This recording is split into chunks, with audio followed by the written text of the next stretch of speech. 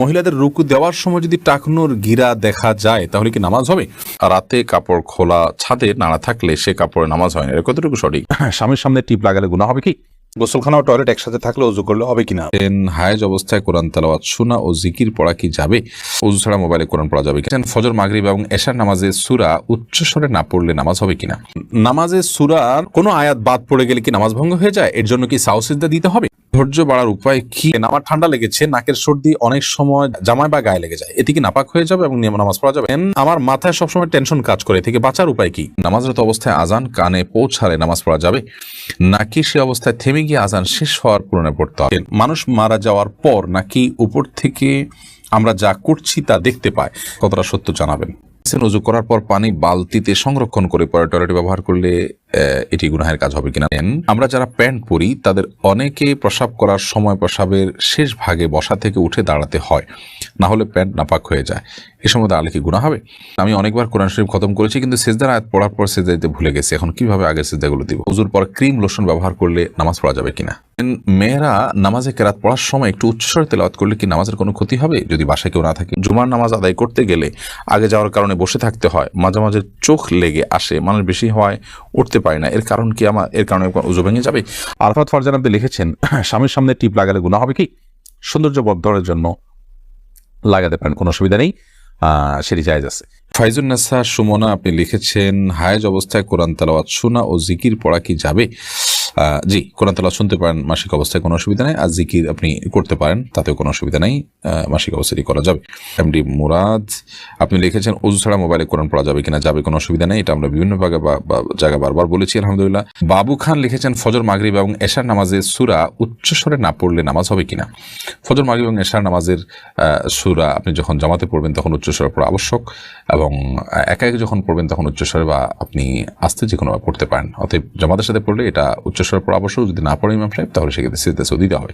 তুলির রহমান আপনি লিখেছেন, নামাজে সূরার কোনো আয়াত বাদ পড়ে গেলে কি নামাজ ভঙ্গ হয়ে যায়? এর জন্য কি সাউ সিজদা দিতে হবে?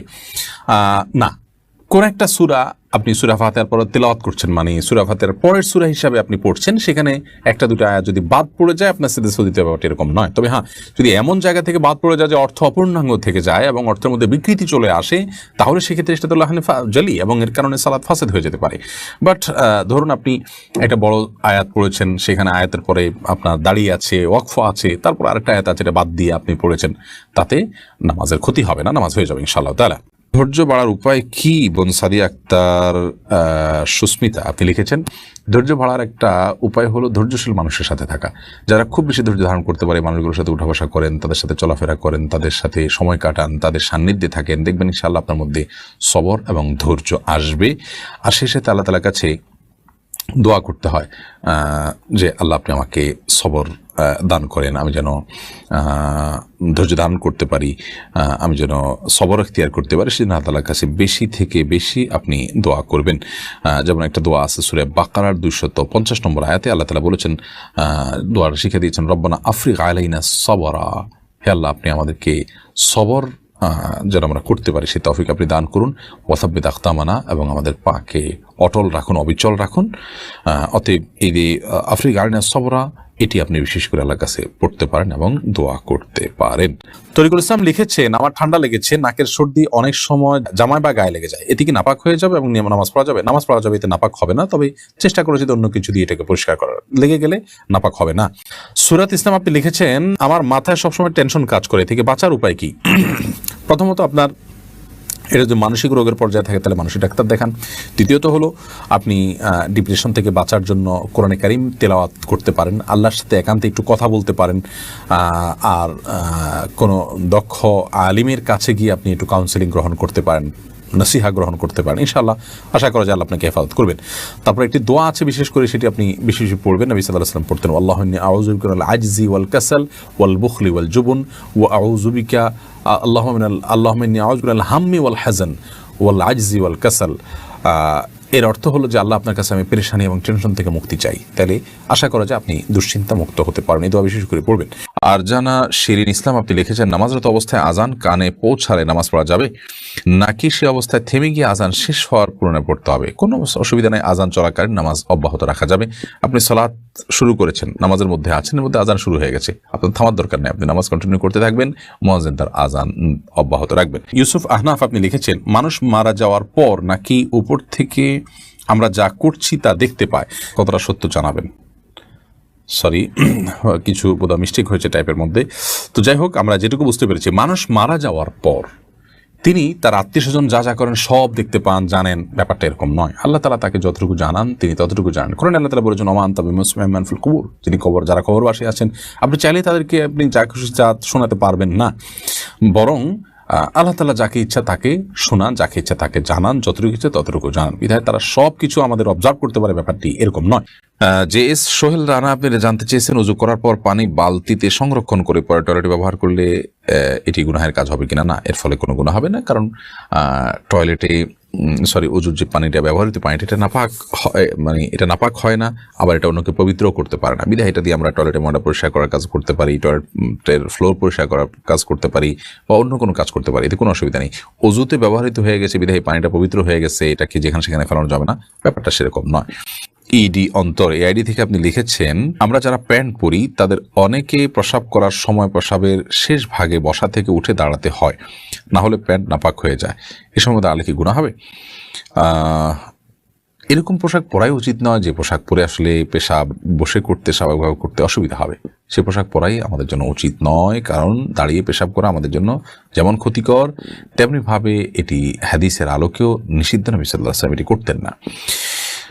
একান্ত যদি নিরুপায় হন যে এরকম কোনো পোশাক পরে ফেলেছেন যে এখন বসা অবস্থায় আছেন, আপনি না দাঁড়ালে কাপড় চোপড় নষ্ট হয়ে যাবে, তাহলে তো ভিন্ন কথা, ওজোর আছে, এই ওজোরের ভিত্তিতে আপনি এটি করতে পারেন, কিন্তু এরকমটি স্থায়ীভাবে নিয়মিত যেন না হয় সেটি খেয়াল করা উচিত। সাবা আক্তার আপনি লিখেছেন, আমি অনেকবার কোরআন শরীফ খতম করেছি কিন্তু সিজদার আয়াত পড়ার পর সিজদা দিতে ভুলে গেছি, এখন কিভাবে আগের সিজদাগুলো দিব? এগুলো গুণে যেহেতু শেষ করা সম্ভব না, আল্লাহ তাআলার কাছে মাফ চাইবেন, ইস্তিগফার করবেন এবং এমনিতে আল্লাহ তাআলাকে সিজদা নিবেদন করবেন। যদি লিমিটেড হতে পারে, যে এই পরিমাণ হতে পারে, তাহলে সেক্ষেত্রে অন্তত এখন হলেও কাজা হলেও দিয়ে আল্লাহু আকবার বলে সেই সিজদাগুলো দিয়ে শেষ করবেন। আনুফা আক্তার লিখেছেন, ওযুর পর ক্রিম লোশন ব্যবহার করলে নামাজ পড়া যাবে কিনা?